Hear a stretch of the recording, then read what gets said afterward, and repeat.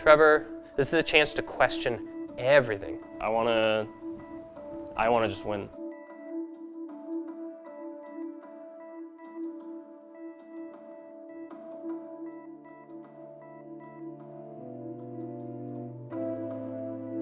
The big tool in traditional sports to use to quickly fix these kind of problems is the bench. So obviously that is something that we have to figure out how to use still and again in CLG. The Team Liquid game was very frustrating because some of the things that we did to lose that game were stuff we should have learned last week, and it was the training quality that prevented us from getting there. So we need to solve something in terms of focus and motivation and the ambition to play early in a strict way or in a really aggressive way and to master ourselves in training. And for that, shaking up the teams like this is a good bet. So when you do a swap, you want to make sure you're getting good information from both the LCS and the academy training so you see who's progressing on what. And luckily, we don't need to worry about changing anything to make that happen. We already have a very integrated training environment and a very integrated coaching staff. We're able to be aware of what's happening in both rooms at the same time. Additionally, if we lose games in this adjustment period because of the swap, specifically because we lack synergy or something, I think it's just as much an incrimination of the games we should have won previously in the split as it is the games that we should be winning, or have to win going forward. So rather than seeing it as oh, I want to try to find the best chance to win these games, which is an appropriate way to look at it, I also want to lay some of the mantle of blame on ourselves for not winning the previous games and not put all of the emphasis on the people who might lose the next 6 games, right? If we came into this with a stronger record, we wouldn't have this problem of needing to win these games in the first place. There's a ton of factors that go into a swap. I think obviously the main thing is just performance, but there's also the possibility of improved performance. So even if a player is not flagging, they're improving, there's the possibility that they can improve more. And luckily, our academy team is high quality enough that we're able to consider both sides of the equation.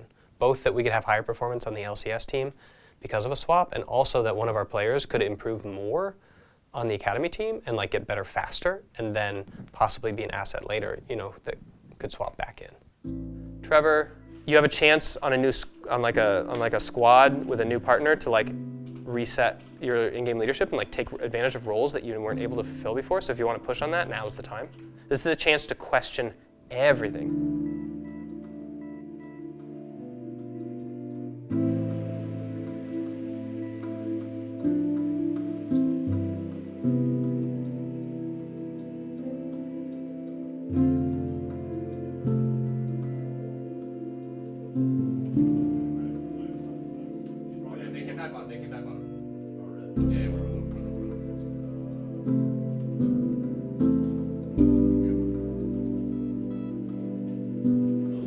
Yeah, I think we should look to start drag, maybe? Yeah, the volley needs the base.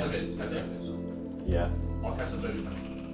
Yeah, Stixxay we played for 6 weeks. Sometimes he in the laning inconsistent, and also I think it can be for good if auto going to stage. Then if he's showing consistent on the laning, and also he can get good motivation for picks about his weak point.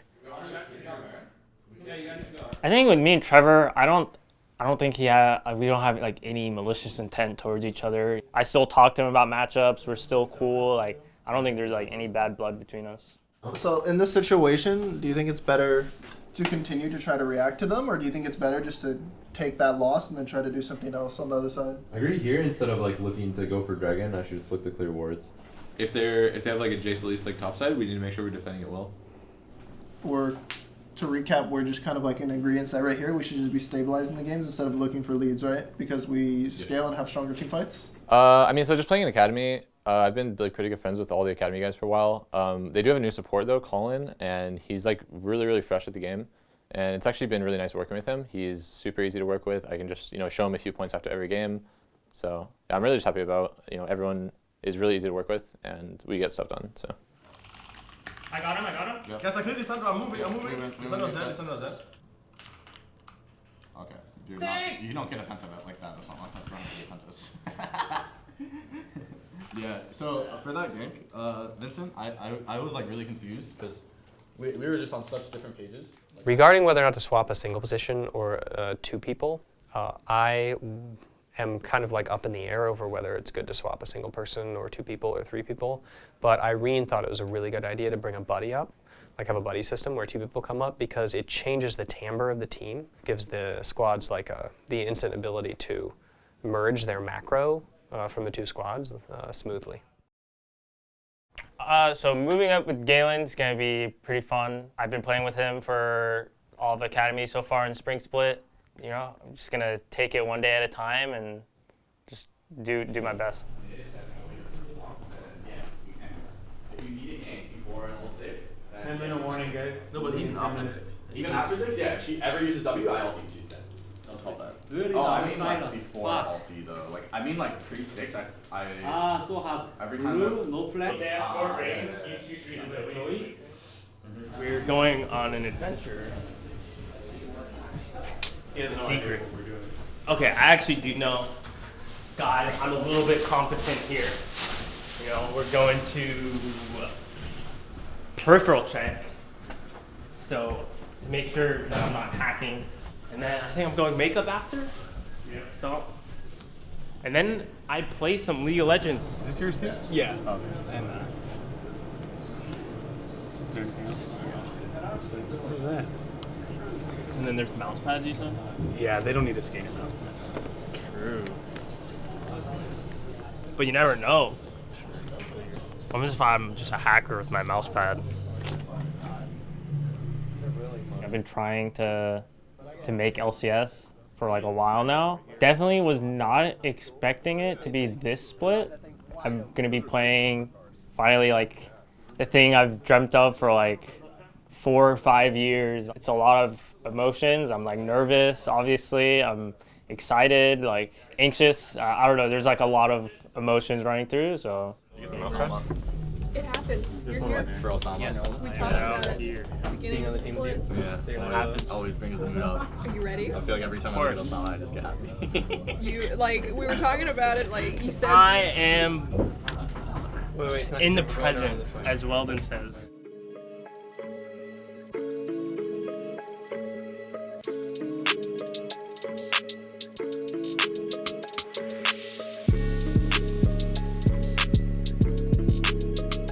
Like, it's really hard for us to lose now going to this weekend, even if we lose, because we already kind of succeeded at what we wanted to accomplish. Like, I feel like everybody on all of the teams is a better player than we were at the start of the week, and that we made progress as a team both in Academy and on the LCS squad. And so it's really clear to me, and I want you guys also to feel the same sensation that I have, that you belong here. That this is like a place that you deserve to be, and that everybody here like wants you to be and wants to play with you. Well, the main question is always, how can we win first place in the playoffs? A swap like this could be dangerous because it could jeopardize our run to try to make playoffs. And so when we were making the swap, we were considering who were the people that that would benefit the most from this, as well as what gives us the best flexibility going into playoffs if we land that. And I think that the roles that we decided on exemplify those elements. I'm playing with the Unicorns of Love mid laner, guys. The unicorns of love was when I give us that power. Unicorns of Love when I was a f***ing... What was I even doing? When you were on Unicorns of Love, you were not even born at the time. I was probably You were not like, even born. probably like silver, bro.